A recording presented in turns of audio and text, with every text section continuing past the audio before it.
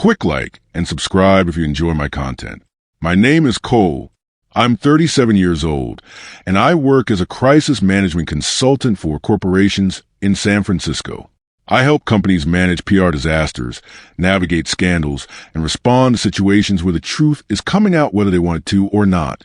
I'm trained to recognize when someone is preparing to reveal bad news, and I know the linguistic patterns people use when they're about to confess something they've been hiding. One of the clearest patterns is a hypothetical confession. What if something bad happened? Translated means something bad happened and I'm testing how you'll react. I never thought I'd need to recognize that pattern in my own marriage. But when your wife asks, what if I made a huge mistake? And every crisis communication indicator I've ever studied is flashing red. You don't entertain the hypothetical. You ask the direct question. My wife, Allison, asked whether she made a huge mistake. I asked what mistake she'd made, and the way her face collapsed told me everything I needed to know. I met Allison 11 years ago at a tech industry conference in San Jose. She was working in software sales for a startup, ambitious and driven in ways that impressed me. I was a crisis consultant, paid to clean up other people's messes. We connected over our shared understanding of high-pressure environments. We got married 10 years ago, bought a condo in the Soma district of San Francisco with city views and modern finishes. Allison continued in tech sales, moving between companies as better opportunities emerged. I built my crisis consulting practice. Combined income around $320,000. We were successful, comfortable, living the San Francisco tech lifestyle. For 9 years, everything was solid. We had our routines, our social circle, our ambitious career goals. We'd talk about maybe slowing down eventually. But for now, we were both focused on building our professional reputations. Then about 4 months ago, I started noticing changes in Allison's communication patterns. Small shifts that, in my line of work, indicate someone is preparing to manage a crisis. She started asking me questions that seemed philosophical but had an underlying current of anxiety. Do you think good people can do bad things and still be good people? She asked one evening over dinner. Depends on the context and their response afterward. Why? Just thinking about human nature and moral complexity. In crisis management, this is called values testing. The client is gauging whether public opinion will be forgiving or harsh before deciding how to frame their statement. A week later, another question. If someone you love disappointed you, would you focus on a mistake or on everything good they'd done before? I'd need to know what the mistake was. Why are you asking? Just curious about your perspective on forgiveness and proportion. This was damage assessment. She was trying to understand how bad the reaction would be before revealing what actually happened. 2 weeks after that, sitting on our couch on a Sunday evening, do you think transparency is always the best policy? Or are there times when not knowing something is actually better? In my work, I always recommend transparency. Cover-ups are worse than the original problem, but context matters. What if the truth would hurt someone? Wouldn't protecting them from that pain be kinder? Protecting them or protecting yourself from consequences? She didn't answer. In crisis management, when a client asks whether they should disclose something, the answer is almost always yes, because whatever they're hiding will eventually come out. The only question is whether they control the narrative or someone else does. Allison was asking these questions for a reason. She was preparing to disclose something, testing my responses, figuring out how to minimize damage. Over those 4 months, I noticed other behavioral changes. Allison's phone had become a source of constant anxiety.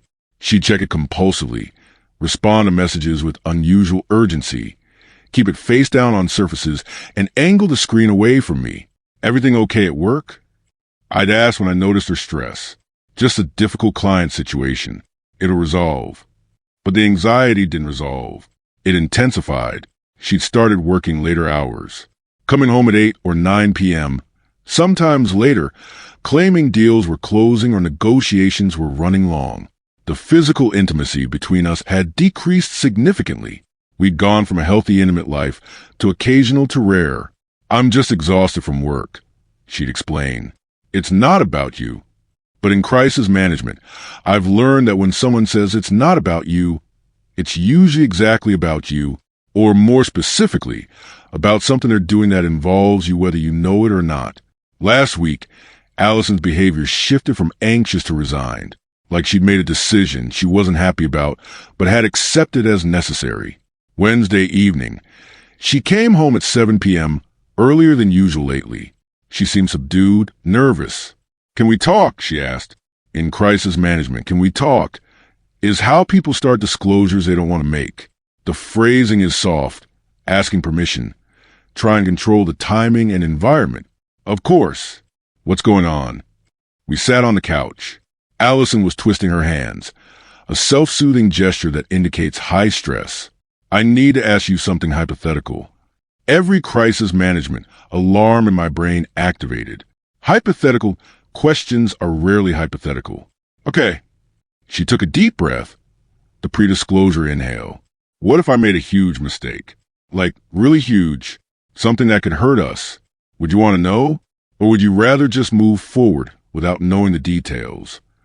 In crisis communications, this is called disclosure testing with an exit ramp. She was offering me the option not to know, which meant she hoped I'd take that option. I looked at my wife, saw the anxiety, the guilt, the hope that I'd give her permission not to tell me. But I'm a crisis consultant. I know that moving forward without knowing details never works. The truth always comes out. And when it does, the cover-up is worse than the original problem. So I didn't answer her hypothetical question. Instead, I asked a real one. "What mistake did you make?" Allison's face collapsed. The carefully constructed hypothetical scenario crumbled. "What?" "You're not asking a hypothetical question. You're preparing to tell me something you've already done. So let's skip the hypothetical framing. What mistake did you make?" "I was just asking." "Allison, I manage corporate crises for a living. I've sat through hundreds of pre-disclosure conversations. I know what they look like. For 4 months, you've been asking me hypothetical questions about forgiveness, moral complexity, whether truth is always better than ignorance. Those aren't philosophical musings. They're preparation." Tears started forming in her eyes. "You've made a mistake. A big one. You're trying to decide whether to tell me or hide it. And just now, you asked if I'd rather not know details, which means you're hoping I'll give you permission not to confess fully. But we both know that's not how this works." I kept my voice level, professional, like I was consulting with a client. "So I'm going to ask you directly, and I need you to answer honestly. What mistake did you make?" She was crying now. "I don't know how to say this." "Start with the basic facts. What happened?" She took several shaky breaths. "I've been seeing someone." In crisis management, first disclosures are always minimized. People confess to the least serious version first. You have to follow up. "Seeing someone" meaning what exactly? "We've been involved for a few months." "How many months?" 4. "Involved how?" "We've been together. Physically." "How many times?" She looked down. "I don't know. Multiple times." "More than 5? She nodded. "More than 10. Another nod. "Who is he?" "His name is Ryan. He's a client." "Well, he was a client. He works for one of the tech companies I sell to. And you've been sleeping with him for 4 months. She nodded again, crying harder. "Where?" "What?" "Where have you been meeting him?" "Hotels." "Sometimes. Mostly his apartment." "In the city?" "Yes, in the marina." "And when you told me you were working late, you were actually at Ryan's apartment?" "Yes." I sat back, processing. "How did it start?" "We met about 6 months ago. Business meeting. We just connected. Started having lunch together. Then drinks after work. Then it became more. 6 months ago, you started the emotional affair. 4 months ago, it became physical." "Yes." "And you've been lying to me every time you said you were working late." "Yes." "Is it still going on?" She nodded barely. "Yes." "When did you last see him?" "Yesterday." "Yesterday you told me you had a client dinner." "I was with Ryan." I stood up and walked to a window, looked out at the San Francisco skyline, while my marriage collapsed behind me. "Why are you telling me now?" I asked without turning around. Silence. I turned to face her. Something changed. You've been hiding this successfully for 4 months. Why suddenly ask me about hypothetical mistakes? What happened that forced this conversation? She looked miserable. Ryan told me he's in love with me. He wants me to leave you. He gave me an ultimatum. Either I tell you about us and file for divorce, or he's ending things. There it was. The real crisis trigger. So you're not confessing out of guilt. You're confessing because your boyfriend gave you an ultimatum, and you're trying to manage the situation. I do feel guilty, but the guilt didn't make you confess. Ryan's ultimatum did, and you framed it as a hypothetical mistake because you were hoping I'd tell you I didn't want to know details. Then you could tell Ryan you tried to confess, but I didn't want to hear it, and maybe that would buy you more time with both of us. She stared at me. That's exactly what this was. I do crisis management, Allison. I recognize damage control when I see it. You weren't confessing. You were managing information while trying to keep your options open. I grabbed my phone and keys. I'm leaving. I'll stay at a hotel tonight. I need to think. Cole, please. Do you love him? What? Ryan, do you love him? She hesitated. I don't know, but you might. I'm confused. Here's what's going to happen. I'm going to consult with a divorce attorney tomorrow. You're going to figure out what you actually want, and we're not going to have any more hypothetical conversations. From now on, we deal in facts. I walked to the door. Cole, wait. Can't we talk about this? We just did. You had a 4-month affair with a client. You lied every time you said you were working late.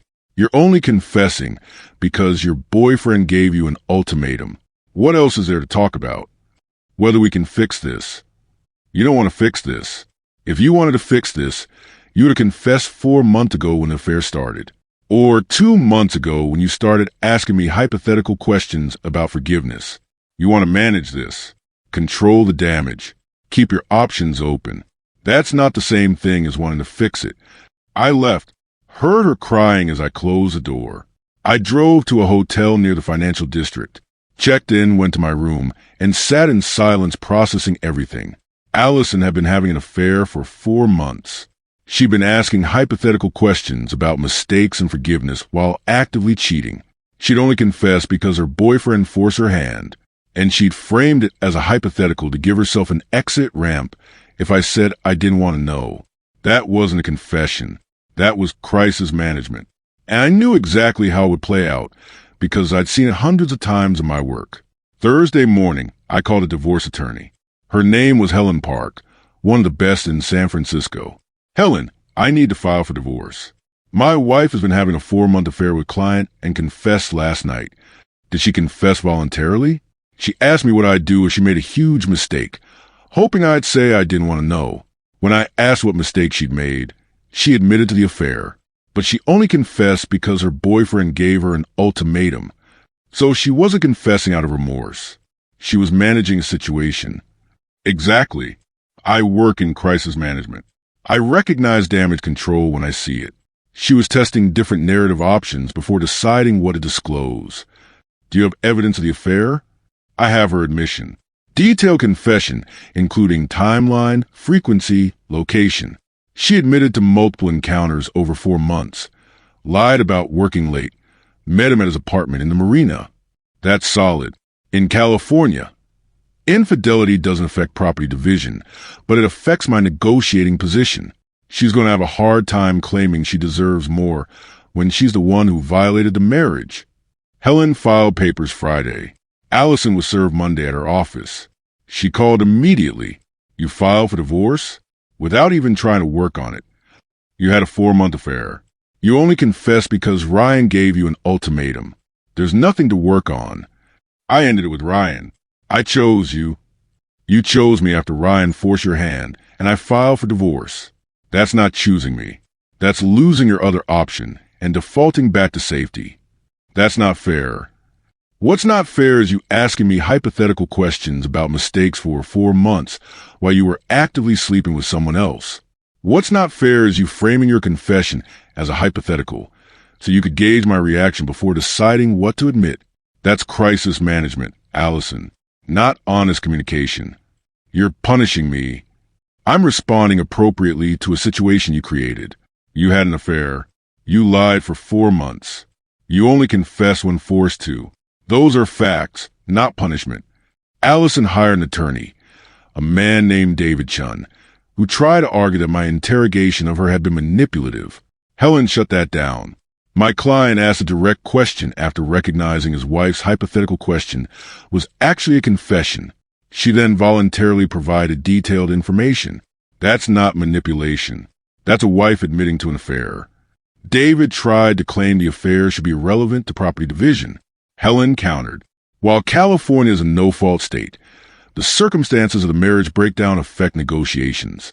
Mrs. Cole had a 4-month affair, lied repeatedly, and only confessed when her affair partner gave her an ultimatum. That demonstrates bad faith that affects how we approach settlement. David tried to argue for a 50-50 split of all assets, including the condo. Helen presented evidence that I'd paid 70% of the down payment from premarital funds and had contributed more to the mortgage throughout the marriage. We settled after 8 weeks. I kept the condo.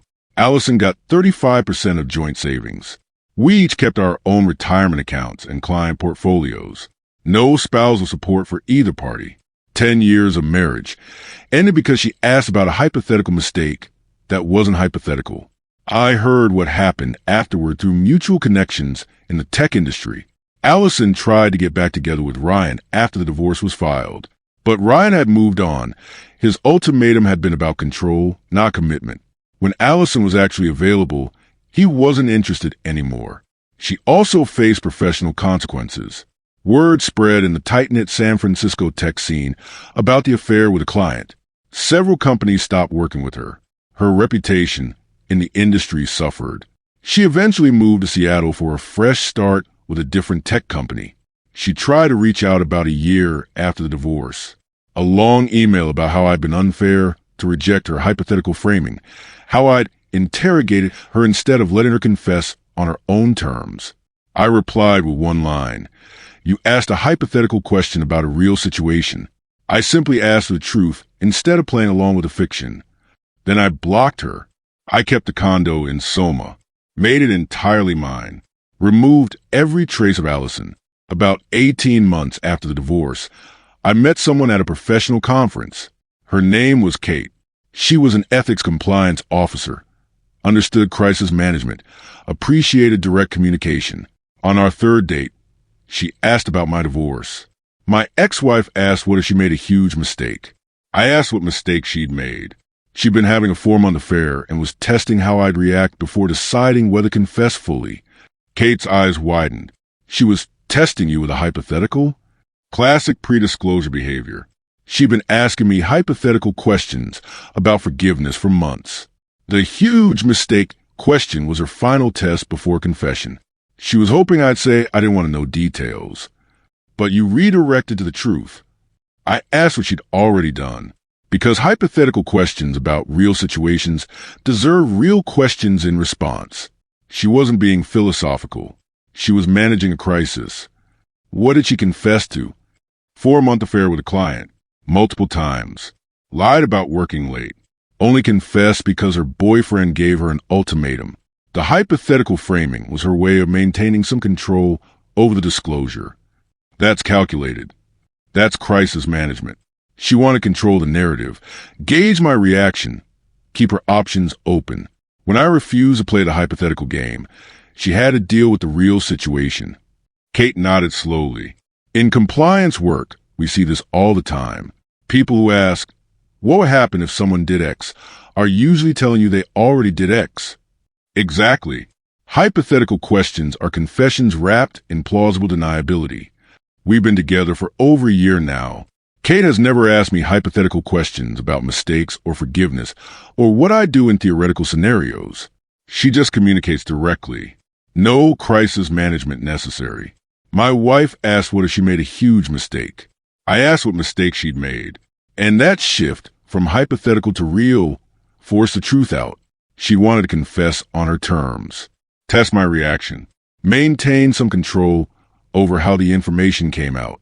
But I'm a crisis consultant. I recognize pre-disclosure behavior. I know what hypothetical questions really mean. So I didn't let her control the narrative. I asked her the truth directly, and what she confessed. For months of lying, dozens of times with someone else, only admitting it because her boyfriend forced her hand, was exactly what her hypothetical question had been hiding. She asked what if she made a mistake. The question itself was a mistake, because it told me everything I needed to know. She'd already done something she knew was wrong. She was testing whether confession was safe, and she was hoping I'd give her permission not to tell me the full truth. But I didn't give her that permission. I asked what she'd done, and she had to answer. Some people said I was harsh to refuse her hypothetical framing. But those people don't work in crisis management, don't understand that when someone asks, what if I made a mistake? They're not being philosophical. They're confessing, and they're hoping you'll stop them before they have to admit the whole truth. Allison wanted to control how much she confessed. I made her confess everything. Because hypothetical questions about real mistakes don't deserve hypothetical answers. They deserve the truth.